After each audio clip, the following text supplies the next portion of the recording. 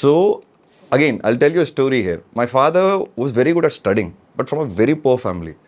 And my uncle was very average at studies. அவர் வந்து cinema பைத்தியம், 2 பேரும் சினிமா பைத்தியம் ஆக்சுவலாக. ஆனால் காசு இருக்காது படம் பார்க்குறதுக்கு. ஆனால் ஃபஸ்ட் ஷோவே பார்த்துடணும். ஸோ என்ன பண்ணுவாங்கன்னா, அந்த ஒரே ஒரு டிக்கெட் வாங்குவாங்க சார்.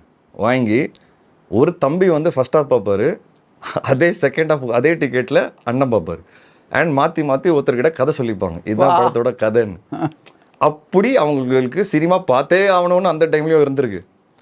அப்புறம் ஒரு ஸ்டேஜுக்கு அப்புறம் படிக்கிறதுக்கு பணம் இல்லை சார் அப்பாவுக்கு. ஸோ அங்கிள் என்ன சொல்கிறாரு, நான் ஆவரேஜ், நீ ரொம்ப குட், நீ படி, நான் வந்து கூலி வேலை பார்க்குறேன், சம்பாரித்து கொடுக்குறேன். ஏன்னா ஃபேமிலியில் சப்போர்ட்டே கிடையாது சுத்தமாக. இன்ஃபேக்ட் ஃபேமிலியில் வேலை போய் பார்க்கும்போது கூட எங்கள் அப்பா சொல்லுவார், அம்மா எப்படியாவது வீட்டுக்கு காசு கொடுங்க, ஏன்னா இவ்வளோ பேர் இருக்காங்க வீட்டில், நீங்கள் வந்து இதை போய் படிப்பில் செலவு பண்ணிங்கன்னா வீடு எப்படி ரன் ஆகும்னு சொல்லி everybody used to work and bring money.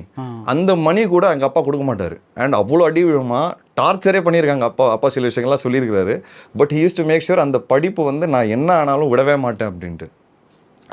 So அவர் அப்படி 10th ஸ்டாண்டர்டுக்கு அப்புறம் படித்த காரணமே எங்கள் uncle, which is Rudra's father. அவர் அப்படி சாக்ரிஃபைஸ் பண்ணதுனால தான் எங்கள் அப்பா ஐபிஎஸ் ஆஃபீஸர் ஆனார்.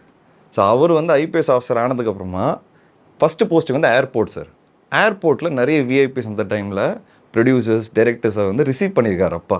ASP training first, so ASP posting. அப்போது வந்து அங்கிள் கிட்ட பேசுகிறாரு, இப்போ எனக்கு சினிமாவில் சில பேர் தெரியும், நீ வா நம்ம முயற்சி பண்ணலான்னு சொல்லி. அங்கிள் ஹஸ் ஆக்டட் இன் ஒரு 4-5 ஃபிலிம்ஸ் சார். ஒரு சீன் நடிச்சிருக்கிறாரு. ஆனால் ஃபெயிலியர். அவரால் அது என்னன்னு தெரியல, கேமரா முன்னாடி வந்து அவர் பயந்துருவார்.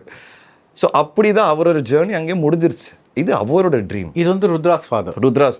இது அவரோட ட்ரீம். அவர் தான் என்ன சினிமாவில் தள்ளி விட்டார். எனக்கு கிரிக்கெட்டில் காலில் அடிப்படும் போது அவர் தான் சொல்கிறாரு, நீ ஏன் சினிமா ட்ரை பண்ணக்கூடாது, நான் இல்லை, எனக்கும் சினிமாவுக்கு சம்மந்தம் இல்லை, என்னை விட்டுருங்கன்னு.